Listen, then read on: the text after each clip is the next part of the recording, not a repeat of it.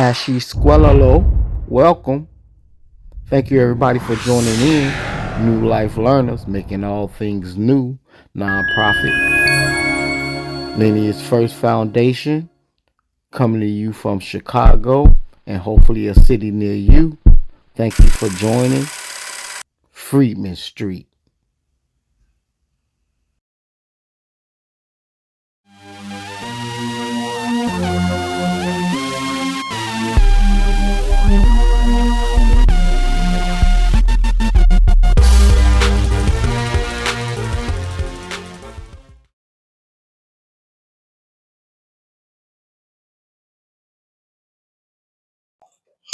What's going on, everybody? This is Antonio Thomas, CEO of Lineage First Foundation, president of New Life Learners. Um, Today, I want to bring this to you real quick. Now, we've been discussing, telling you about delineation, and I'm going to tell you how this ties in with them want to bring military to our communities and the way people are talking and acting as if we xenophobic, and the story about slavery and we all being slaves, and what's called ethnogenesis. Now, first thing about them bringing the military here, it's a whole thing about globalization. So we never need to be global to survive in our communities. Now, we had a bunch of people thrusted in our communities and into this country, and because they was able to do that, and you look around and you still have space to move around and do what you need to do, meaning that this country is one of the countries left that got a lot of viable space, a lot of viable areas where people could come, live, and grow. And then you got another population of people whose prodigy is shrinking, and that's not us. Our prodigy has been lingering around the same percentages, so they say. you know the things that we getting into now because of delineation is because now we're taking the forefront to lead and do things the way we want to do. Like, the Constitution is a contract for people to have conversation and relegate what their spaces are amongst the community. It has nothing to do with the president, has nothing to do with the governor, anything like that. They only come in unless you have disputes of groups that's looking like they're doing certain things to the community that's gonna destroy the democracy that's set up. That's all it's for. This is why they destroyed all the communities and towns that we had, and now we're trying to get back to that. Now, saying that we African Americans, we never asked for that because the percentage of Africans that came over here was small and minute. So when you talking about slavery, you talking about the enslaved. That means when the wars was going around, because the first African slave came in 1619. They was integrated into the people who was already enslaved through through them wars that was already held captive and forced to work. That's what was going on. So that's where the mixing of the African and the indigenous people came from. This is where you get that copper color from. Copper color people, when they first came over here, they started saying what the people look like. Now, the Native Americans, the ones that call themselves Native Americans, are not indigenous Americans. Those are two different. Even though they got the same tribe names, because they adopted those names because they came over and we helped and supported them to survive, and we reached out our arms to them and we taught them part of our culture, and then they picked that up and was integrated in what we had. But just like the Africans who come over here, they get set up, we help them, we teach them our custom, they learn to talk like us, move like us, and then as soon as they get the chance, they join with the European people to ridicule, destroy, and integrate our communities and put themselves into place and speak for us. So that's the problem.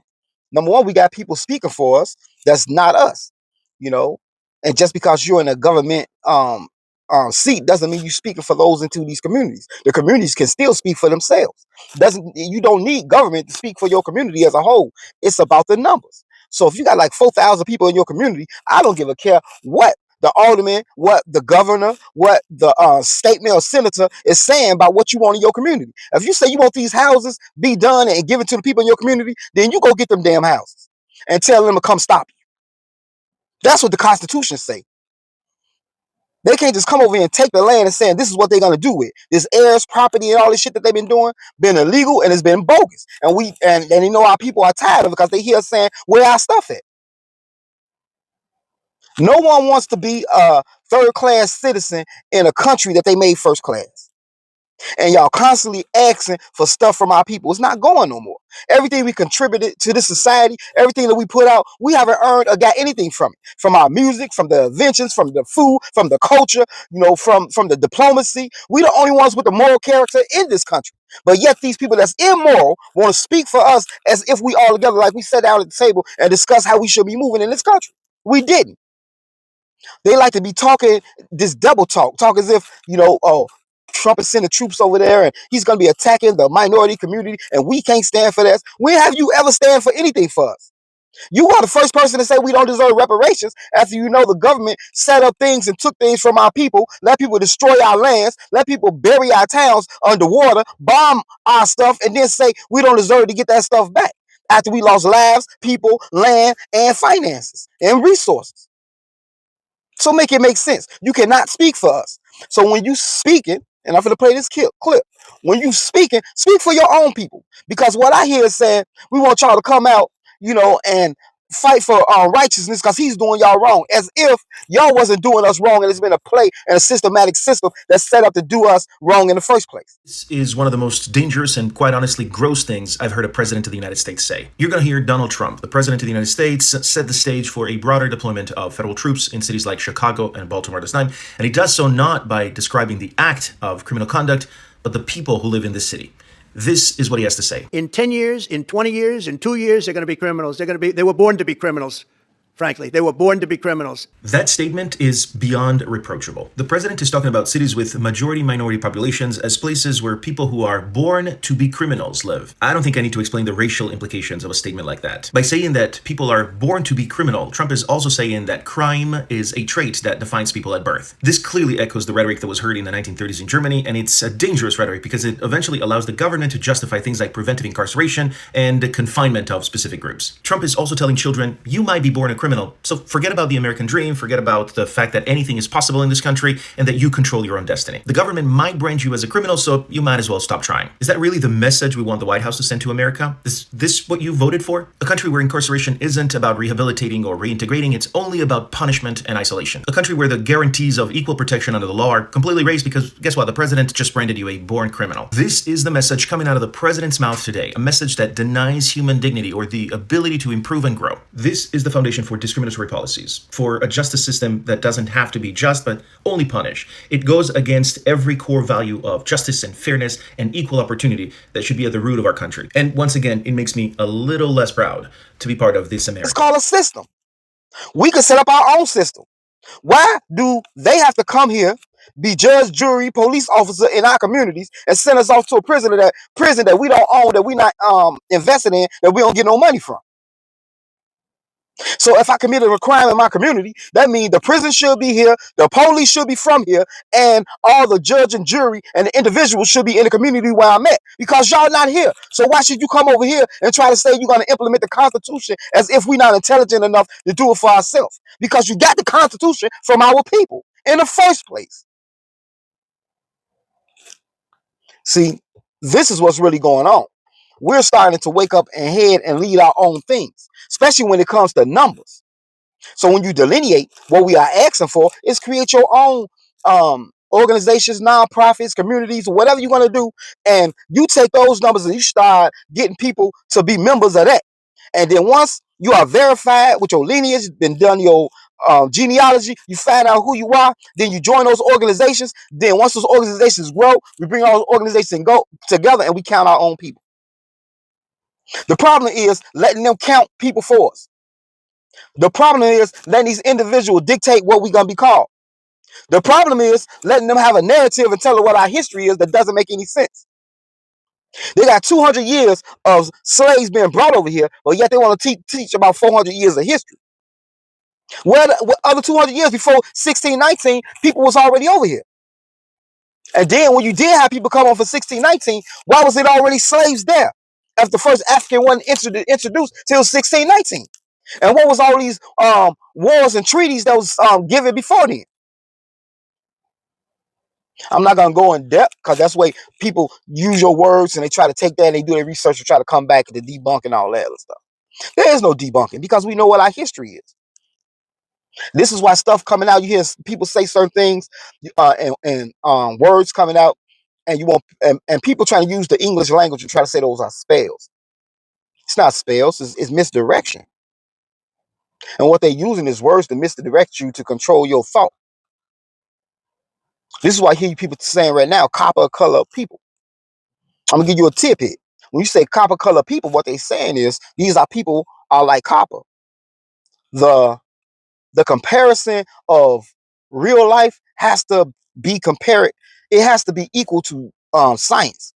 If you can't find no scientific process that equals to what you're saying in life, then evidently, or to that point, it's probably not true. It's probably something somebody's making up and it's not real. Now, to say that we copper color people, look at the properties of copper. Copper has two properties. It breaks down energy and heat, and it can convert it. And it also takes fluid like water and purifies it. To the world, we like a battery. That's why everybody use our culture. We purify what's corrupt in their own culture. That's why they integrate us into it. That's the knowledge that they don't want you to know. So they want you to be a part of something so they can lead it, and then they can control the narrative of everything that you create. No, that's over. We're not the tail. We should be the head, because we have the melanin in our skin, which makes us copper. Then you have melanin. That's what really makes us different. Even though some people have the same melanin in our skin, we don't have the same amount of melanin. And if you know what I mean, the pineal gland. Some of our pineal gland has so much melanin in it. This is why we create so much. Because when you have children and you pass those genes and pass that melanin on to those children, it's like a digital code. And this is why they remember certain things and certain sciences, and they can work and do things that other people can't. You don't find it strange where they say all these people are so intelligent, you need the best and brightest from everywhere they come over here, but they haven't created nothing. The internet was created from our people. Stop signs, all the innovation, the cars that they try to give to Ford that was created by us first. Everything was created by us through us, our melanin that generate the energy from the sun that's converted. That's why putting on sunscreen screens, you shouldn't be doing that. Our melanin already gonna take that radiated rays, transform it into energy for us, and use it so we can decode our melanin and open up all those knowledges, all those informations that's inside our DNA. So when people be doing these these DNA tests in Little Africa, we're not connected to those people. They don't even tell you of what ethnic group you come from. You know what I'm saying? It just tells you what you have in common. What tells you what you come from is your genealogy. Then you do your DNA test to see if those are the same people that comes in that same area on which you at. These DNA tests for ethnicity are entertainment value only. William Gilliland is a biology professor at DePaul. He says DNA kits can be great for connecting family members and finding relatives, but the science for ethnicity testing isn't as concrete. There's nothing that confident for ethnicity. There's no diagnostic nucleotide. You can say this person is from Europe, this person's from Africa. This is why delineation is so important. You find your people, get your people together, because that's where you're going to get the like minds at. And once you get the like minds at and find out that's what you should be doing, protecting and withholding, then you start getting together, making those communities. That's what they scared of. Then you get those communities on which you can lock other people out. Just because you're the government, you don't have the right to be coming over in our community telling us what's up, what is considered lawful and unlawful. This is what you need to understand. The people in the community dictates what's lawful and unlawful. Just like in the house. Your mother and father dictate what rules you should have and be broken. So in the community, the people, the elders in the community dictate what's acceptable and what's unacceptable. So when something is broken, that's why it says you should be judged by the community of your peers. So you wonder why you get locked up or your children get locked up or something happen, they send you way out to another community that's not even your people, because you're going to get that conviction rate because you're not getting judged by your peers. Contract broken, number one, for the Constitution. If that was be happening, the rate of people being locked up would be real low. This is why we the 50% of the exonerations. This is why they destroyed the Freedmen's Bureau. Freedmen's Bureau wasn't just about money and land. It was to control the military that was controlled by that still had all the Buffalo Soldiers in it. So we was never supposed to be able to be tried by states, only federally. That's why we had the class status as freedmen. So what used to happen is we'll have something that'll do something bogus to us, then we'll call out and they send the Freedmen Bureau, and the Freedmen Bureau say, go check that out. They'll send them Buffalo Soldiers over there and find out these people was treating us bogus, taking our land, and the Buffalo Soldiers will tap that ass, do what needs to be done, set it back in order, and go back and sit up and wait for the next assignment. That's what was happening. So that's why they had to kill Lincoln, to destroy the Freedmen's Bureau, to get that going out so they could jump back over to get that land back, so they can use the military process on taking over land again by the states. Because federally, they couldn't do it. Just like now, the feds can't come in and control and take over things and set it right. So you got to ask yourself, what is Trump doing? Is he coming in federally to set things right like it should be? Because we know the states is fucking up. Ain't no way that illegal people should come over here, get all these resources, and you got homeless people at a high amount in these cities. Ask yourself that first. See, they want the same status quo to keep going on and going on and going on. So once the military get here, you got to start asking questions. You have to start putting things in order. You have to start. You can't just say when they ask where the money went, you like, well, I told you where it went. We spent it on the people. That's not telling us where it went. You a liar and you a thief. And you not us. So the teachers union coming out trying to speak for black people, stop it. Politicians coming out trying to speak for black people, and I'm talking about freedmen, stop it. If you're not part of a lineage-based organization, one that's verified, then you don't speak for our people. So the NAACP, you speak for those baby boomers who signed up to be with y'all. We not with y'all. Rainbow Push, we not with y'all. We not with none of y'all. I can keep naming them off, but I really don't want to give them no shine. So it's time for us to delineate and be great and do things that we need to do. Because you got delineation, gatekeeping, and accountability. This is what verified lineage organizations and the grassroots are doing. So if you ask them who they speak for, who they're a part of, and they can't say it, then they don't speak for you. They don't support reparations, and it probably most likely not from the community or the people that you come from. So find out who you are, get with those people, build your community, and then we come together and we protect and do what we need to do to fix our own community. We don't need to be integrated. We don't need to be helping nobody else out, because nobody came over to help us do anything. We never asked you to do that.